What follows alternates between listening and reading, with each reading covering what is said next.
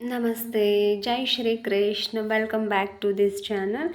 And first of all, I thank you. ಯಾರೆಲ್ಲ watch ಮಾಡ್ತಿದ್ದೀರೋ ನೋಡ್ತಿದ್ದೀರೋ ಕೇಳ್ತಿದ್ದೀರೋ thank you so much for your valuable supporting to me and as well as subscribers also.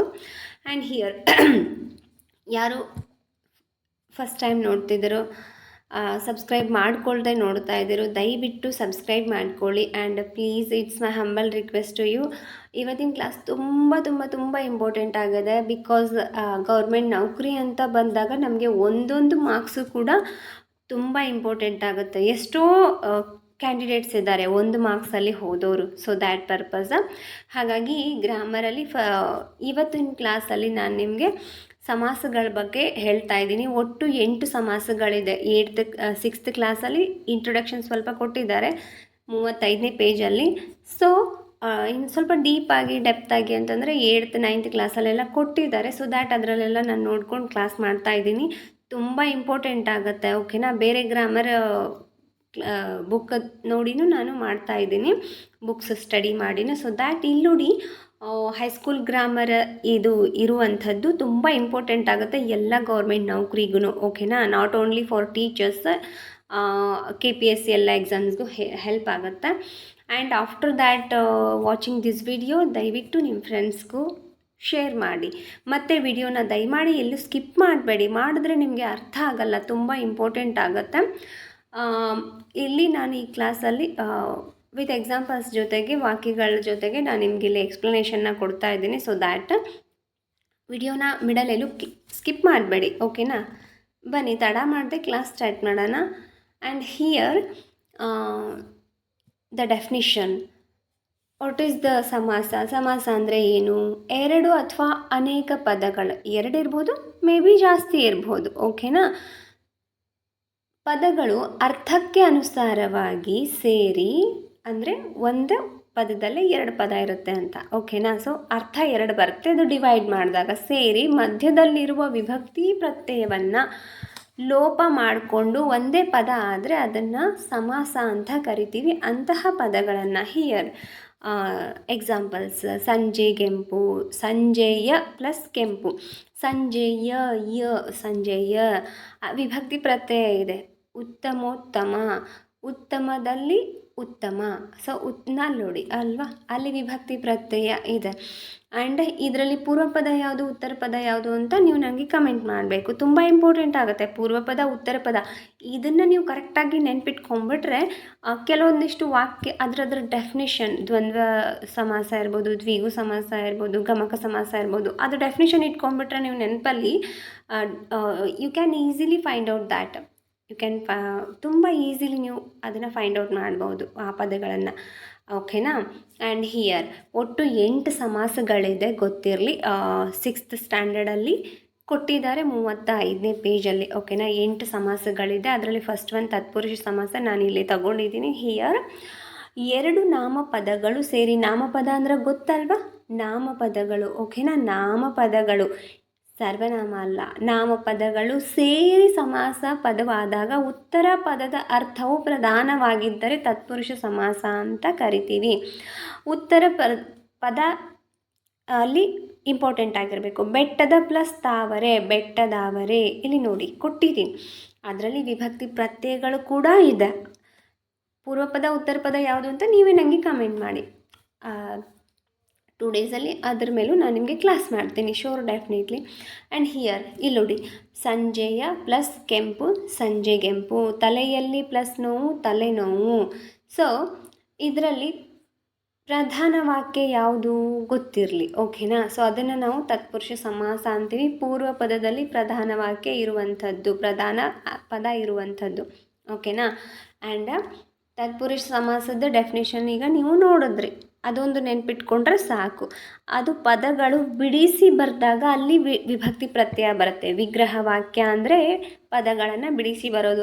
ಇಲ್ಲ ಇಲ್ಲಿ ಹಗಲುಗನಸು, ಪುರುಷೋತ್ತಮ ಇರ್ಬೋದು, ಕವಿ ವಂದಿತ, ದೇವ ಮಂದಿರ, ಉತ್ತಮೋತ್ತಮ, ಹಗಲುಗನಸು. ಸೊ ಈ ಥರ ಈ ಪದಗಳ ಇದರಲ್ಲಿ ನಾವು ಸೇರಿ ಓದಿದಾಗ ಇಲ್ಲಿ ವಿಭಕ್ತಿ ಪ್ರತ್ಯಯ ಕಾಣಲ್ಲ. ವೆನ್ ವಿ ಡಿವೈಡೆಡ್ ದ್ಯಾಟ್, ಯಾವಾಗ ನಾವು ಅದನ್ನು ಡಿಫ್ರೆಂಟ್ ಮಾಡ್ತೀವೋ ಬೇರೆ ಮಾಡ್ತೀವೋ ನಾವು ಅದನ್ನು ಆವಾಗ ವಿಗ್ರಹ ವಾಕ್ಯ ಮಾಡಿದಾಗ ಅದು ನಮಗೆ ಗೊತ್ತಾಗುತ್ತೆ ವೇರ್ ಇಸ್ ದ ವಿಭಕ್ತಿ ಪ್ರತ್ಯಯ ಅಂತ. ಕನ್ನಡದಲ್ಲಿರ್ಬೋದು ಸಂಸ್ಕೃತದಲ್ಲಿರ್ಬೋದು ವಿಭಕ್ತಿ ಪ್ರತ್ಯಯಗಳು ತುಂಬ ಇಂಪಾರ್ಟೆಂಟ್ ಆಗುತ್ತೆ. So please keep notes these all and not only the text book as well as in your mind also. And second one ಕರ್ಮಧಾರೆಯ ಸಮಾಸ. ವಿಶೇಷಣ ಮತ್ತು ವಿಶೇಷ್ಯ ಸಂಬಂಧದಿಂದ ಕೂಡಿ ಆಗುವಂತಹ ಸಮಾಸವನ್ನು ನಾವು ಕರ್ಮಧಾರೆಯ ಸಮಾಸ ಅಂತ ಹೇಳ್ತೀವಿ. ಓಕೆನಾ. ಕರ್ಮಧಾರೆಯ ಸಮಾಸ ಅಂದರೆ ಇಲ್ಲಿ ವಿಶೇಷವಾಗಿರುವಂಥದ್ದು. ಓಕೆನಾ. ಇಲ್ಲಿ ಎಕ್ಸಾಂಪಲ್ಸ್ ಇದೆ. ಹಿರಿದು ಪ್ಲಸ್ ಮರ ಹೆಮ್ಮರ, ಮೆಲ್ಲಿತು ಪ್ಲಸ್ ನುಡಿ ಮೆಲ್ನುಡಿ, ದಿವ್ಯವಾದ ಪ್ಲಸ್ ಪ್ರಕಾಶ ದಿವ್ಯ ಪ್ರಕಾಶ. ಇಲ್ಲಿ ವಿಭಕ್ತಿ ಪ್ರತ್ಯಯಗಳೇನು ಇಲ್ಲ. ಸಮಾಸದಲ್ಲಿ ವಿಶೇಷಣ ಪೂರ್ವಪದ ಕರ್ಮಧಾರೆಯ. ಕರ್ಮ ಅಂದರೆ ನಿಮಗೆ ಗೊತ್ತಲ್ವಾ, ಕರ್ತೃ ಕರ್ಮ ಕ್ರಿಯಾಪದ ಗೊತ್ತಲ್ವಾ ಡೆಫಿನೆಟ್ಲಿ. ಸೊ ಅದು ಗೊತ್ತಿದ್ದರೆ ಇದು ಅರ್ಥ ಆಗತ್ತೆ. ಓಕೆನಾ. ಕರ್ಮಧಾರೆಯ ಉಪಮಾನ ಪೂರ್ವಪದ ಅಥವಾ ಉಪಮಾನ ಪರಪದ ಕರ್ಮಧಾರೆಯ ಅಥವಾ ಸಂಭಾವನಾ ಪೂರ್ವಪದದ ಕರ್ಮಧಾರೆಯ, ಈ ಅವಧಾರಣ ಪೂರ್ವಪದದ ಕರ್ಮಧಾರೆಯ ಸಮಾಸ ಅಂತ 4 ಭಾಗಗಳು ಮತ್ತು ಇದರಲ್ಲೇ ಬರುತ್ತೆ ಕರ್ಮಧಾರೆಯದಲ್ಲೇ. ಸೊ ಅದೆಲ್ಲ ನಮಗೆ ಬೇಡ, ಅದು ಇನ್ ಡೆಪ್ತಾಗಿ ಹೋಗೋದು ಬೇಡ, ಜಸ್ಟ್ ನನ್ನ ನಾಲೆಜ್ ಪರ್ಪಸ್ ಇರಲಿ ಅಂತ ಹೇಳಿದೆ. ಸೊ ಇಲ್ಲಿ ವಿಭಕ್ತಿ ಪ್ರತ್ಯಯಗಳಿಂದ ಸಮಾನವಾಗಿದ್ದು ವಿಶೇಷಣ ವಿಶೇಷ್ಯ ಸಂಬಂಧದಿಂದ ಕೂಡಿ ಆಗುವಂತಹ ಸಮಾಸವನ್ನು ನಾವೇನಂತ ಕರಿತೀವಿ, ಕರ್ಮಧಾರೆಯ ಸಮಾಸ ಅಂತ ಕರಿತೀವಿ. ಅಲ್ಲಿ ಪೂರ್ವೋತ್ತರ ಪದಗಳ ಲಿಂಗ ವಚನ ವಿಭಕ್ತಿಗಳಿಂದ ಸಮಾನ ಆಗಿ ಇರುವಂಥದ್ದು. ಓಕೆನಾ. ನೋಡಿ ಇಲ್ಲೊಂದಿಷ್ಟಿದೆ. ಕೆಂಪಾದ, ಕರಿದು, ಕೆಚ್ಚನೆಯ ಅಲ್ವಾ. ನೋಡಿ ನೋಡಿ ತುಂಬ ಲೆಂದಿ ಆಗುತ್ತೆ. ನಾನೆಲ್ಲ ಉದಾಹರಣೆಗಳನ್ನು ಓದ್ತಾ ಎಕ್ಸ್ಪ್ಲೇನ್ ಮಾಡ್ತಾ ಹೋದರೆ ಹಾಗೂ ಮಾಡಬೇಕು ಅಂದರೆ ಕಮೆಂಟ್ ಮಾಡಿ, ನಾನು ಮಾಡ್ತೀನಿ. ಯಾವ ಒಂದೊಂದು ಪದವನ್ನು ಕೂಡ ಎಕ್ಸ್ಪ್ಲನೇಷನ್ ಮಾಡ್ತಾ ಹೋಗ್ತೀನಿ ಎಕ್ಸಾಂಪಲ್ಸ್ನ. ಸೊ ಇಲ್ಲಿ ಇಂಪಾರ್ಟೆಂಟ್, ನೀವು ಅದು ಹಾಗಂದರೆ ಏನು ಅಂತ ಡೆಫಿನೇಷನ್ ನೆನಪಿಟ್ಕೊಂಡು ಅದು ಪ್ರಾಕ್ಟೀಸ್ ಮಾಡಿದ್ರೆ ಡೆಫಿನೆಟ್ಲಿ ಯು ಕ್ಯಾನ್ ನಿಮಗೆ ಈಸಿ ಆಗ್ಬೋದು. ಓಕೆನಾ. ಯಾವುದಾದ್ರೂ ಈಸಿ ಆಗುತ್ತೆ. ನೆಕ್ಸ್ಟ್ ದ್ವಿಗು ಸಮಾಸ. ಪೂರ್ವ ಪದವು ಸಂಖ್ಯಾಸೂಚಕವಾಗಿದ್ದು ಉತ್ತರದಲ್ಲಿರುವ ನಾಮಪದದೊಡನೆ ಸೇರಿ ಆಗುವ ಸಮಾಸವನ್ನು ದ್ವಿಗು ಸಮಾಸ ಅಂತ ನಾವಿಲ್ಲಿ ಕರಿತೀವಿ. ಸೊ ಇಲ್ಲಿ ಪೂರ್ವ ಪದ ಸಂಖ್ಯಾವಾಚಕವಾಗಿರುತ್ತೆ, ಉತ್ತರ ಪದ ನಾಮಪದ ಇರುತ್ತೆ. ನಾಮಪದ ಸಂಖ್ಯಾವಾಚಕ ನೋಡಿ. ಸೊ ಇಲ್ಲಿ ನಿಮಗೆ ಗೊತ್ತಾಯಿತು ಪೂರ್ವ ಪದ ಉತ್ತರ ಪದ ಅಂದರೆ ಏನು ಅಂತ. ನೋಡಿ ಪೂರ್ವ ಪದ ಯಾವುದು, ನಾವೇನು ನೋಡ್ತಾ ಇರ್ತೀವಲ್ಲ, ಸೊ ನಮ್ಮ ಲೆಫ್ಟ್ ಸೈಡಿದ್ದು, ರೈಟ್ ಸೈಡಿದ್ದು ಉತ್ತರ ಪದ ಆಗುತ್ತೆ. ಸೊ ಅಲ್ಲಿ ನೋಡಿ ಸಂಖ್ಯಾವಾಚಕ ಇದೆ. ಓಕೆನಾ. ಪ್ರಾಕ್ಟೀಸ್ ಮಾಡ್ಕೊಳ್ಳಿ. ಆ್ಯಂಡ್ ನೆಕ್ಸ್ಟ್ ಒನ್ ಕ್ರಿಯಾ ಸಮಾಸ ಇದೆ. ಸಮಾಸದಲ್ಲಿ ಇಲ್ಲಿ ನೋಡಿ, ಸಮಾಸದಲ್ಲಿ ಉತ್ತರ ಪದವು ಕ್ರಿಯಾ ಸೂಚಕವಾಗಿದ್ದರೆ ಅದನ್ನು ಕ್ರಿಯಾ ಸಮಾಸ ಅಂತೇವೆ. ಈಗಾಗಲೇ ನಿಮಗೆ ಗೊತ್ತಾಯಿತು ಕ್ರಿಯೆ ಉತ್ತರ ನೆನ್ಪಿಟ್ಕೊಂಬಿಡಿ. ಪೂರ್ವ ಪದ ಸಂಖ್ಯೆ ಸೂಚಕವಾಗಿರುತ್ತೆ, ಅಂದರೆ ಎಷ್ಟು ಜನ ಇದ್ದಾರೆ, ಒಬ್ಬರ ಇಬ್ಬರ. ಸೊ ಈ ಥರ ಅಲ್ಲಿ ನಾಮಪದ ಎಷ್ಟಿದೆ ಅನ್ನೋದನ್ನು ಹೇಳುತ್ತೆ. ಸೊ ಉತ್ತರ ಪದದಲ್ಲಿ ಏನಾಗುತ್ತೆ, ನಾಮಪದ ಇರುತ್ತೆ. ಉತ್ತರ ಪದದಲ್ಲಿ ನಾಮಪದ ಇರುತ್ತೆ, ಪೂರ್ವ ಪದದಲ್ಲಿ ಸಂಖ್ಯೆ ಇರುತ್ತೆ. ಸೊ 3 ಇಲ್ಲಿ ನೋಡಿ ಎಕ್ಸಾಂಪಲ್, 3 ಪ್ಲಸ್ ಮಡಿ ಮುಮ್ಮುಡಿ. ಸೊ 4 ಪ್ಲಸ್ ದೆಸೆ 4 ದೆಸೆ. ಪಂಚಗಳಾದ ಪ್ಲಸ್ ಇಂದ್ರಿಯ ಪಂಚೇಂದ್ರಿಯ. 1 ಪ್ಲಸ್ ಕಟ್ಟು ಒಗ್ಗಟ್ಟು ಅಲ್ವಾ. ಸೊ 2 ಪ್ಲಸ್ ಮಡಿ ಇಮ್ಮಡಿ. ಸೊ ಈ ಥರ ಇದೆ ನೋಡಿ, ಹೈಸ್ಕೂಲಲ್ಲಿದೆ, ತುಂಬ ಚೆನ್ನಾಗಿ ಕೊಟ್ಟಿದ್ದಾರೆ. ಓಕೆನಾ. ಅರ್ಥ ಆಯಿತು ಅನ್ಕೋತಾನೆ. ಓಕೆನಾ. ಆ್ಯಂಡ್ ನೆಕ್ಸ್ಟ್ ಕ್ರಿಯಾ ಸಮಾಸ ಬರುತ್ತೆ. ಪದಾನ ಹೇಳೋ ಹಾಗೆ ಸಮಾಸದಲ್ಲಿ ಉತ್ತರ ಪದವು ಕ್ರಿಯಾ ಸೂಚಕವಾಗಿದ್ದರೆ ಅದನ್ನು ಕ್ರಿಯಾ ಸಮಾಸ ಅಂತೀವಿ. ನೆನಪಿರಲಿ, ಕ್ರಿಯೆ ಅಂದರೆ ಕೆಲಸ. ಅದು ಯಾವ ಪದ ಆಗಿರಬೇಕು, ಉತ್ತರ ಪದ ಕ್ರಿಯಾ ಸೂಚಕವಾಗಿರಬೇಕು. ನೋಡಿ ಕಟ್ಟಿದನು, ಮರೆತು. ಸೊ ನೋಡಿ, ಮರೆಯೋದು ಒಂದು ಕೆಲಸ, ಅದು ಕ್ರಿಯೆನೇ ಅಲ್ವಾ. ಆಮೇಲೆ ಪಿಡಿದು ಅಂದರೆ ಕೈ ಹಿಡಿಯೋದು ಅಂತ ಅರ್ಥ, ಮಾಡೋದು. ತೆರೆ ಅಂದರೆ ಓಪನ್ ಮಾಡೋದು ಅಂತ ಅರ್ಥ. ಸೊ ಆಮೇಲೆ ತಡವಿ ಅಂತ ಅಂದರೆ ತಡೆಯೋದು ಅಂತ ಅರ್ಥ. ಸೊ ಅಲ್ವಾ, ಅವನು ತಡುಬೇಡ ಅಂತ ಹೇಳ್ತಿರ್ತಾರೆ, ಹಾಗೆ ಅರ್ಥ ಆಯಿತು ಅನ್ಕೋತಾನೆ. ಓಕೆನಾ. ಕ್ರಿಯೆಯನ್ನು ಸೂಚಿಸ್ತಾ ಇದೆ. ಅಲ್ವಾ? ನೋಡಿ, ಮನೆಯನ್ನು ಕಟ್ಟಿದನು, ಮನೆ ಕಟ್ಟಿದನು, ಮೈ ಮರೆತು, ಕೈವಿಡಿದು, ಮುದ್ದು ಮಾಡು, ಕಂದರೆ, ಮೈದಡವಿ. ಸೊ ಇಲ್ಲಿ ನೋಡಿ ಕ್ರಿಯಾ ಸಮಾಸದಲ್ಲಿ ಹೇಳ್ತಿದ್ದಾರೆ. ಸೊ ಅಲ್ಲಿ ನೋಡಿ ಉತ್ತರ ಪದ ಅಲ್ವಾ? ಉತ್ತರ ಪದ ಮುಖ್ಯವಾಗಿದೆ ಇಲ್ಲಿ ಕ್ರಿಯೆಯನ್ನು ಸೂಚಿಸಲಿಕ್ಕೆ. ಕ್ರಿಯಾ ಸಮಾಸ ಅಂದರೆ ನೆನ್ಪಿಟ್ಕೊಂಬೇಡಿ, ಕ್ರಿಯಾ ಸಮಾಸ ಈಸಿ ಟ್ರಿಕ್ ಏನಂದರೆ ಪೂರ್ವ ಪದ ಕ್ರಿಯೆಯನ್ನು ಸೂಚಿಸ್ತಾ ಇದ್ದರೆ ವಿಗ್ರಹ ವಾಕ್ಯ ಮಾಡಿ ಬರಿಬೇಕು. ಕೊಟ್ಟಿರುವ ಪದವನ್ನು ಫಸ್ಟು ವಿಗ್ರಹ ವಾಕ್ಯ ಮಾಡಿ ಬರಿಬೇಕು. ವಿಗ್ರಹ ವಾಕ್ಯ ಮಾಡಿ ಬರೆದಾಗ ಅಂದರೆ ಅದನ್ನು ಡಿವೈಡ್ ಮಾಡಿ ಬರೆದಾಗ ಪೂರ್ವ ಪದದಲ್ಲಿ ಏನಾದರೂ ಅದು ಕ್ರಿಯೆಯನ್ನು ಸೂಚಿಸ್ತಾ ಇದ್ದರೆ ದ್ಯಾಟ್ ಈಸ್ ಅ ಕ್ರಿಯಾಪದ, ಕ್ರಿಯಾ ಸಮಾಸ. ಓಕೆನಾ?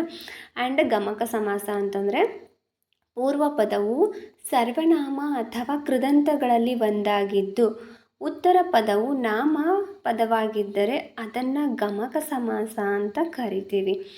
ಐ ಹೋಪ್ ಅಂಡರ್ಸ್ಟ್ಯಾಂಡ್ ಆಗ್ತದೆ ಅನ್ಕೋತೇನೆ. ಕ್ಲಾಸ್ ತುಂಬ ಸ್ಪೀಡ್ ಆಗ್ತಿದೆಯೋ ಏನೋ, may be may not be.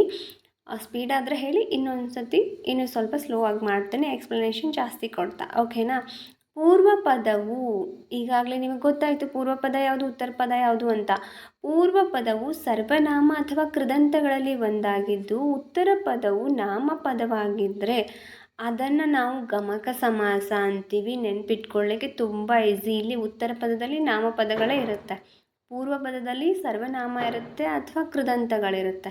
So ನೋಡಿ ಇಲ್ಲಿ ಬರೆದಿದ್ದೀನಿ ಸರ್ವನಾಮ ನೋಡಿ, ಅದು, ಅವನು, ಇವನು, ಅವು. ಸೊ ನೋಡಿ ಇಲ್ಲಿ ಕೃದಂತ ಅಂದರೆ ಮಾಡಿದುದು, ಬಾಡಿದುದು, ಉಡುವುದು. ಸೊ ಇವು ಕೃದಂತಗಳು, ಮೇಲೆ ಸರ್ವನಾಮಗಳಿದೆ ಅಲ್ವಾ? ಸೊ ಇದು ಪೂರ್ವ ಪದದಲ್ಲಿ. ಉತ್ತರ ಪದದಲ್ಲಿ ನೋಡಿ ನಾಮಪದನೇ ಇದೆ. ಮನೆ, ಮನುಷ್ಯ, ಮುದುಕ, ಪ್ರಾಣಿಗಳು, ಅಡುಗೆ, ಹೂವು, ದಾರ. ಇದು ವಿಗ್ರಹವಾಕ್ಯ ಮಾಡಿ ಬರೆದಾಗ ಅರ್ಥ ಆಯಿತು ಅನ್ಕೋತಾನೆ.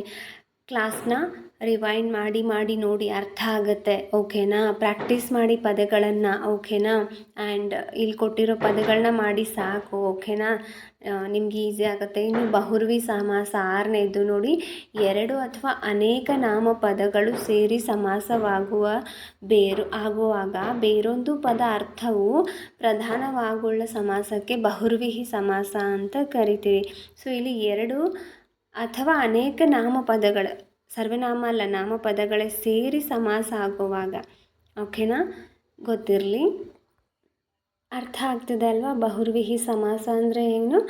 ಎರಡು ಅಥವಾ ಅನೇಕ ನಾಮಪದಗಳು, ಸರ್ವನಾಮ ಅಲ್ಲ ನಾಮಪದಗಳು ಸೇರಿ ಸಮಾಸ ಆಗುವಾಗ ಬೇರೊಂದು ಪದ ಅರ್ಥವು ಪ್ರಧಾನವಾಗುಳ್ಳ ಸಮಾಸಕ್ಕೆ ಬಹುರ್ವಿಹಿ ಸಮಾಸ ಅಂತಾರೆ. For example here look at there carefully.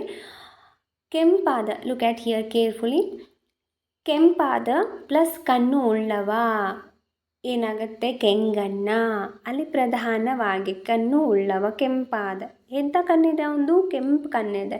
ಚಕ್ರವನ್ನು ಪ್ಲಸ್ ಪಾಣಿಯಲ್ಲಿ ಉಳ್ಳವನು, ಚಕ್ರಪಾಣಿ. ಸೊ ಯಾರು? ಅವನು ಅಲ್ವಾ? ಕರಿಯನ್ನ ಪ್ಲಸ್ ಮುಖವಾಗಿ ಉಳ್ಳವನು, ಕರಿಮುಖ ಅಲ್ವಾ? ಶಿವನಿಗೆ 3 ಕಣ್ಣಿದೆ ಅಲ್ವಾ? ಹೇಳ್ತಿದ್ರು ನಾವು ಚಿಕ್ಕವರಿದ್ದಾಗ, 3 ಕಣ್ಣುಳ್ಳವನು ಶಿವ ಅಂತ. ಸೊ ನೋಡಿ, 3 ಪ್ಲಸ್ ಕಣ್ಣುಳ್ಳವನು ಮುಕ್ಕನ್ನ ಅಂದರೆ ಮುಕ್ಕನ್ನ. ಆ ಪದ ಬಿಡಿಸಿ ಬರಿಬೇಕು. ಹಣೆಗಣ್ಣ, ನೀಡು ಮೂಗು, ಚಕ್ರಪಾಣಿ, ಕರಿಮುಖ, ಕೆಂಗಣ್ಣ. ಇದೆಲ್ಲ ಹೈಸ್ಕೂಲಲ್ಲಿದೆ ನೋಡಿ, ತೆಗೆದು ಸಿಗುತ್ತೆ. ತುಂಬ ಸಾಕಷ್ಟು ಗ್ರಾಮರ್ ಪುಸ್ತಕದಲ್ಲೂ ಇದೆ. ಓಕೆನಾ?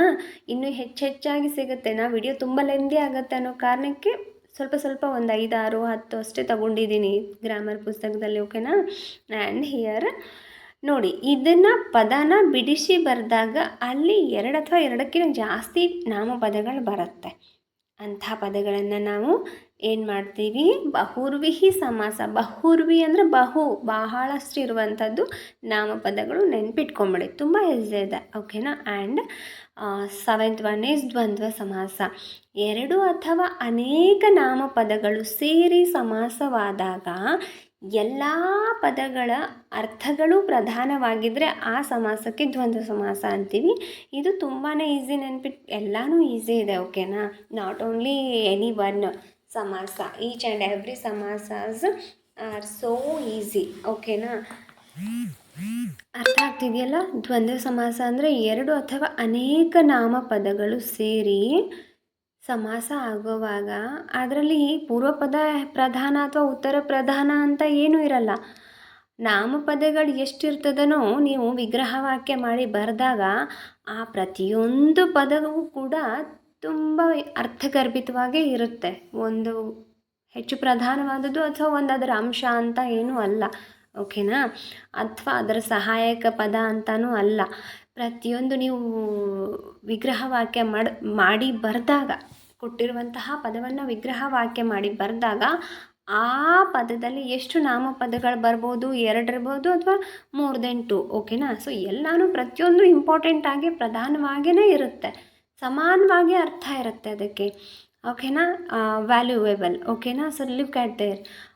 ಗಿಡವು ಪ್ಲಸ್ ಮರವು, ಗಿಡ ಮರನ ಅದು ಹೇಳ್ತಾವಲ್ಲ, ಗಿಡ ಮರ ಬಳ್ಳಿ ಹೂವು. ಸೊ ಅಲ್ವಾ, ಹೂವು ಹಣ್ಣು ಕಾಯಿ ಅಂತ ನೋಡಿ. ಹೂವು ಹಣ್ಣು ಕಾಯಿ, ಹೂವು ಹಣ್ಣು ಕಾಯಿಗಳು ಅಲ್ಲಿ ನೋಡಿ. ಸೊ ಈ ಥರ ಕಸ ಪ್ಲಸ್ ಕಡ್ಡಿಯು ಕಸ ಕಡ್ಡಿ ಅಲ್ವಾ. ಸೊ ರಾಮನು ಪ್ಲಸ್ ಲಕ್ಷ್ಮಣನು ರಾಮ ಲಕ್ಷ್ಮಣ ಅಲ್ವಾ.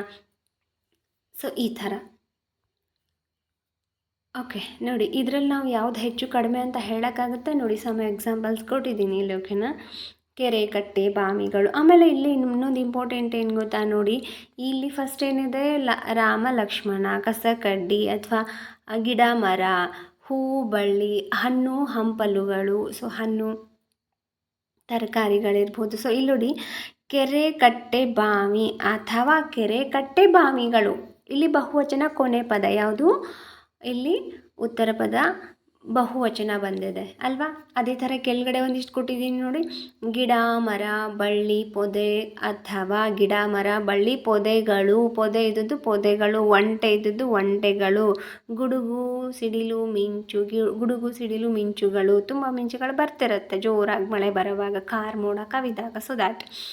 ಆ್ಯಂಡ್ ಗಿರಿವನ ದುರ್ಗ, ಗಿರಿವನ ದುರ್ಗಗಳು ಅಥವಾ ಅಂತ ಹಾಕಿದ್ದೀನಿ. ಅಂದರೆ ಇಲ್ಲಿ ಬಹುವಚನ ಏಕವಚನ ಇದೆ ಅಲ್ವಾ, ಅದು ನಿಮ್ಗೆ ಅರ್ಥ ಆಗಲಿ ಅಂತ. ಸೊ ಇದರ ತುಂಬ ಆಳವಾಗಿ ಕೇಳ್ತಿದ್ದಾರೆ ಇತ್ತೀಚೆಗಂತೂ, ತುಂಬ ಆಳವಾಗಿ ಕೇಳ್ತಿದ್ದಾರೆ. ಸೊ ದ್ಯಾಟ್ ನಾನು ಹೇಳ್ತಾ ಇರೋದು ನಿಮಗೆ ಅದನ್ನು ಕೊಟ್ಟಿದ್ದು. ಇಲ್ಲಿ ನೋಡಿ, ದ್ವಂದ್ವ ಸಮಾಸದ ಮೇಲೆ ಇಲ್ಲಿ.